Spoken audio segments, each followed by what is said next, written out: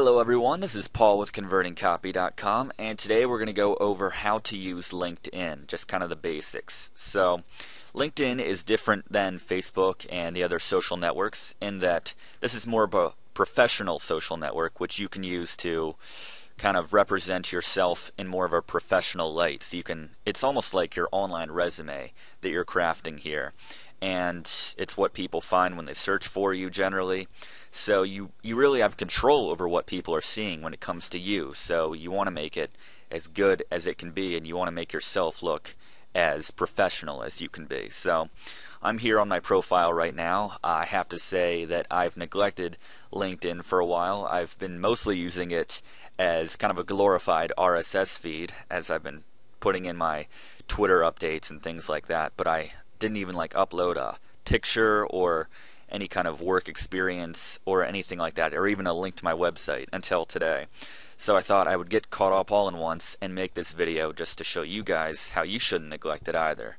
So first thing we want to do is get after we sign up, is to get our profile up to 100% completeness. So what this means is that we've filled out enough information that LinkedIn thinks that our profile is fully completed. And the reason we want this is because profiles which are 100% complete show up in the search results within LinkedIn above all the other profiles.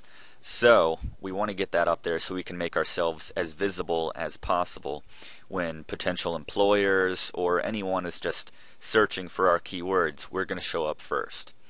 So to get up to 100%, we need to first put in a picture of ourselves, which I just did. You have to put in a headline, I believe. You need at least 3 different work histories, so we need at least 2 current and 1 past, or 3 current, or 2 past and 1 current. You just need to make sure you have 3 different work histories to put in your work experience. You need to put in your education, so your college, where you graduated, when you graduated, all that. Things which I also recommend putting in is a link to your website, your Twitter, and then recommendations are a big thing, which I'll talk about in just a second. But you also need to put in a summary to get up to 100%, and then some experience down here, which we already put in up above, and the recommendations again, which I should get into. But you need connections to get recommendations, essentially, because connections are like the friends of the LinkedIn network.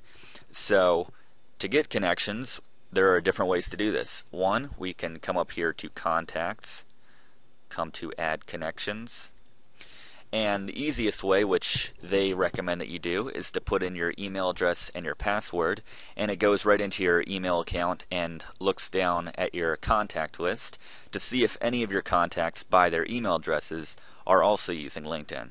So that's a quick way to get some quick connections. You can manually enter email addresses over here to check and send invitations to those people. A better option, I think, would be to go to colleagues here, because these are people who you have worked with or you are currently working with in your current field. So these are the kinds of people you want as your connections, because these are the kind of people that you want writing recommendations for you, because it's going to be very relevant to the focus of what you're doing and your professional experience. So you can look, it finds if you have anyone working at your current company who is on LinkedIn, it'll show that for you, and even past ones as well. I put in NA self-employed, and I think other people put in that, and LinkedIn assumes this is a company, so that wouldn't do me very much good. But just to show you, if you have worked at a company or are currently working at a company, that's a great place to find some very relevant connections. And then the same thing, we can go over to classmates. You can click on your alma mater, and then it'll just give you a huge list of people from your college, alumni who are also using LinkedIn. And then you can search people that you may have known when you were at school. You can look in specific categories, again related to what it is that you're doing, and this would make for great connections. And you have that kind of closer level of separation, because these are people who you have the same school in common with. So even if you didn't know them exactly when you went to that school, these would make better connections than, obviously total strangers. And then we can also, another great way to get some connections is to go to groups. I'm not a member of any groups. As I said, I just got started here. But after you fill out your profile, another reason to fill it out in full is so it can look at the keywords in your profile and then give you some suggestions when it comes to groups you may like and may want to be a part of. And groups are good because it's a great way to make some connections within, again, your field. So, just find a group which you find to be interesting, click join group, and then just start engaging in regular discussions just like you would on a social network of any other kind, or a social bookmarking site, and then or a forum even, and that's a great way to get people to notice you within your field, and then to create connections with that person. You can send an invitation to them, they can send an invitation to you, and then after you've had that connection for a while, you can develop that and ask if they would write you a recommendation. And then once you have those recommendations, you can put them right on your profile, and it's like a letter of recommendation just like anywhere else, or a reference. It's just someone vouching for you that you know what you're talking about and you're good at what you do, and that's what people want to see before they're going to do business with you, whether that's people trying to get clients for your company, or trying to impress potential employers and things like that. Recommendations are a great service with LinkedIn, and it's very helpful to get as many as possible as you can to really bolster your reputation. And you need 3 different recommendations, before I forget, to get your profile up to 100%. So each one of those is worth 5%. So you need those 3 to get that last 15%. Okay? And you can also use LinkedIn for finding jobs. It's very, very great for that. Just type in your kind of keywords of choice, like just type in online marketing right here.